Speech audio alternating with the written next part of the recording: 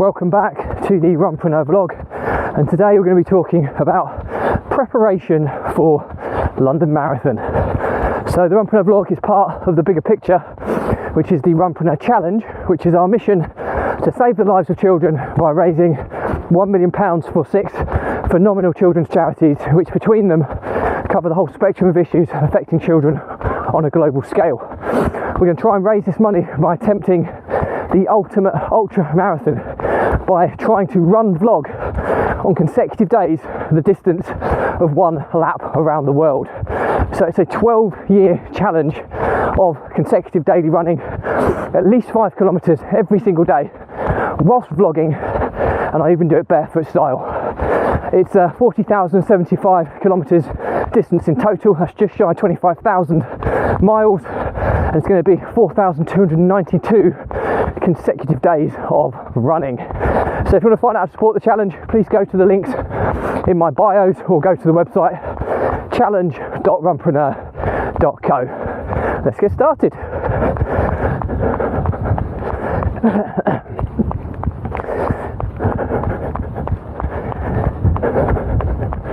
So, in preparation for London Marathon 2021. So it's part of the challenge as well is not only to circumnavigate one lap of the world in total distance run, but I'm also trying to run some of the biggest and iconic running events at the same time. Now, the challenge that I face when I do these events, more so than what your typical runner would do so, is that I'm running every day up to it and every day after it. So I get no tapering and no recovery. So that in itself poses an enhanced injury risk that I very much am aware of, and I have to manage my body accordingly. So, you know, usually if I was doing London Marathon, I'd be training myself up to be ready to have a go at a personal best, but not at the moment, because all I'm conscious of at the moment is coming through these events injury free. So I've just got a car coming past me, so I just need to let it move past me. So yeah, it's that's my objective number one, is to get to the event, get through the event, and be able to run right the way up to it, during it, and straight after it. So even though I'm fitter than ever been, I run to a schedule or training plan which is devised by a guy called Tanda. I think it's an Italian sports scientist, and basically he created a calculator which predicts your marathon time based on your weekly average mileage against your weekly average pace. So the argument is that you could run very few miles on a weekly basis, but do them at an incredibly fast pace, or you could run a huge number of miles every week at a very, very slow pace, and you'd still be able to clock the same marathon time because your cardiovascular system and your fitness level would allow it. So my current personal best of the marathon is 3 hours 38, and Tanda is predicting, based on my average weekly miles against my average weekly pace for the past 8 weeks, that I should be breaking 3 hours 20. And when I've run to this, usually I've run to it twice in the build up to marathons when I've typically trained for a marathon. So I've tapered down the last 2 weeks, and I've been within a minute of the predicted time every time. So it's super accurate. But the difference on this one, there's no tapering. And I said that last week at Equinox 24, the ultramarathon event where I did 70 kilometres in 24 hours in 10k loops every 2 hours 35 minutes or so. And the issue I faced was I was turning up to an ultramarathon with fatigued legs. My legs always feel slightly fatigued, not massively, but you know when you've done some exercise, you get that kind of burning sensation the next day or so. My legs constantly feel like that now. That feels like normal. So if I had 2 or 3 days break maybe, or a week maybe, to let my legs fully recharge, I'm pretty sure I'd be in PB shape on every distance.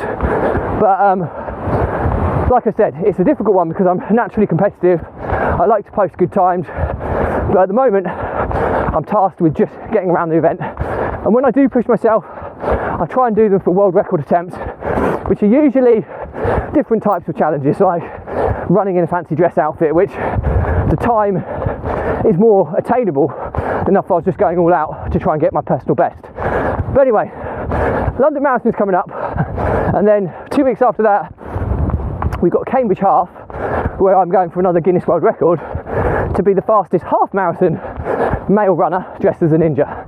I have the world record for the fastest marathon runner as a male dressed as a ninja, so I'm going to go and try and get the half marathon record as well, which means this London event is going to be just a case of getting through it.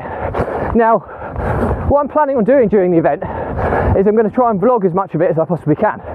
So the time will suffer because I'll be talking whilst trying to run a marathon, or talking for chunks of it at a time. But ultimately, I want people to experience what it's like running around the key parts of it. I want to be speaking to different people around me. I want to try and make it a really good kind of fun and social affair, rather than putting everything on the line and trying to get round. Now, invariably with a marathon, you put everything on the line no matter what pace you're going around. So I'm sure I'm going to feel it at different parts where I'm really struggling. But I'm going to try and give a true account of what it's like running the iconic London Marathon. So, I suppose to summarise, in preparation for this, I've set my expectations a lot lower than I normally would have. My preparation for this event has been a nightmare, as 2 of my 3 children have been suffering with COVID, so we've had to kind of look after them. I'm double jabbed and regularly lateral flow testing and PCR testing, and fortunately I'm still negative, which allows me to run the event, providing I have lateral flow tests before I go to the expo on Thursday this week, and lateral flow before I actually run the event. So I'm less prepared as I normally would. I haven't got my plan set out yet, I haven't got my nutrition plan set out, or even my running vest, which I'm getting printed this week, I haven't got planned yet. I haven't got it in my hands yet. So there's so many things that I'm so ill prepared, because so many things. I had a health scare in my family as well, my father having a health scare, which I had to attend to this week as well. Fortunately he's okay and on the mend, but yeah, it's been a bit of a nightmare in terms of preparation. So I've had to lower my expectations significantly for this, which is hard because I'm about to run probably, I wouldn't say it's my favourite, it is in terms of atmosphere, adrenaline, magnitude of event. I hate running it. I find it a really hard marathon to run, but incitement and euphoria of the event, support, all those side of things, it has to be my favourite marathon. I think the one that will probably come closest to competing with it for me is probably New York, but I'm probably a couple of years away from being able to run that one with everything that's happening in the world today, but it's certainly on my hit list. So we'll give it our all. I'll do some more vlogs this week in the build up to it, how I'm feeling, different things I've been doing, but literally today is the first time I've actually looked at the race guide. Now normally I'd have looked at this months ago, and I see what I've got to get, what I've got to prepare for when I go to the expo, and then what I've got to prepare for before I get to the start line. So I'll try and keep you posted, but it's Tuesday today, the race is on Sunday, so I'll give you an update each day this week on what we've been doing, how I've been getting ready, how I'm feeling, because at the moment my head's all over the shop. It's like, am I going to get to the start line with all this COVID issues going around my household? My general fitness, I feel, is good. I'm a bit sleep deprived, haven't fully caught up from the Ultramarathon a week or so back, so we'll see how it goes. But that's pretty much it for me today.